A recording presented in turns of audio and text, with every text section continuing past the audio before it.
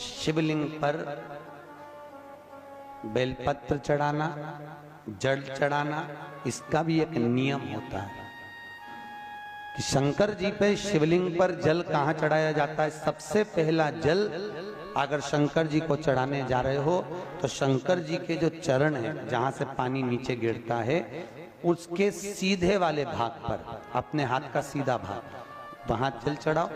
फिर जहां लेफ्ट भाग है वहां जल चढ़ाओ। जहां शंकर भगवान का शिवलिंग रखा हुआ है, तीसरे नंबर का जल वहां चढ़ाना चाहिए। चौथे नंबर का जल भगवान शंकर के शिवलिंग पर चढ़ाना चाहिए।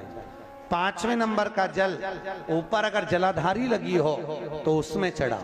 नी हो जलाधारी तो भगवान शंकर का जहां नंदी बैठा है, नंदी का एक पांव ऊंचा रहता है, उस पांव के पास में जल चढ़ाना चाहिए। पांव जल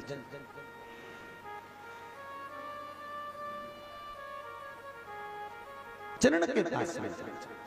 ऐसे 5 स्थान दिए हैं जल चढ़ाने के लिए। शिव जी का स्नान कितनी चीजों से होता है? 5 चीजों से। पंचामृत, दूध, बोलते जाओ, दही, फिर घी, शहद, फिर शक्कर। ये 5 चीजों का प्रमाण क्या है? शास्त्र कहता है दूध चढ़ाने से घर में संतान की वृद्धि होती है। दही चढ़ाने से भगवान शिव के, अगर शिवलिंग पर हम दही चढ़ाते हैं, उससे परिवार में प्रेम बढ़ता है। क्या बढ़ता है? प्रेम।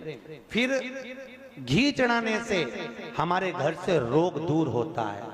शहद चढ़ाने से, भगवान शंकर पर जो शहद चढ़ाया जाता है, वो चढ़ाने से घर में संपदा की वृद्धि होती है। और 5वें नंबर पर भगवान को शक्कर, खांड जो आप जानते होंगे, शक्कर आदि पिसी हुई चढ़ा देने से, शिव जी को चढ़ाने से हमारे घर के बच्चे जिद्दी नहीं होते। क्यों कहते हैं? जो बच्चा जिद्दपन करता हो, जो बच्चा जिद्दी रहता हो, तो क्यों कहते हैं कि अवधूतेश्वर महादेव का नाम लो और उसके हाथ में शक्कर की कटोरी देकर शंकर जी पे चढ़वा दो, बच्चा कभी जिद्दपन नहीं करता। अवधूतेश्वर महादेव का नाम लेकर सोमवार की अष्टमी के दिन चढ़ाया जाता है। सोमवार की अष्टमी को अवधूतेश्वर का नाम लेकर। क्यों कहते हैं? जो बच्चा बार बार बीमार पड़ रहा हो, बार बार सर्दी हो रही हो, बार बार बीमार पड़ रहा हो, खांसी चल रही हो, बार बार हॉस्पिटल लेकर भागना पड़ रहा हो बच्चे को, छोटा सा अगर बच्चा है, 8 साल के अंदर बच्चा है और बीमार ज्यादा पड़ रहा है, तो आटे का दिया बनाओ, 4 बत्ती रखो, उसमें तिल्ली का तेल डालो, अवधूतेश्वर महादेव का नाम लेकर बच्चे के ऊपर से 21 बार उतारो और किसी चौराहे पर ले जाकर रख दो। जिंदगी में बच्चा कभी बीमार नहीं पड़ेगा, बच्चा स्वस्थ रहे, आनंद में रहे, आनंद में रहे, स्वस्थ की मूल। और वैसे भी प्रथम सुख, अरे बोलो तो, निरोगी काया।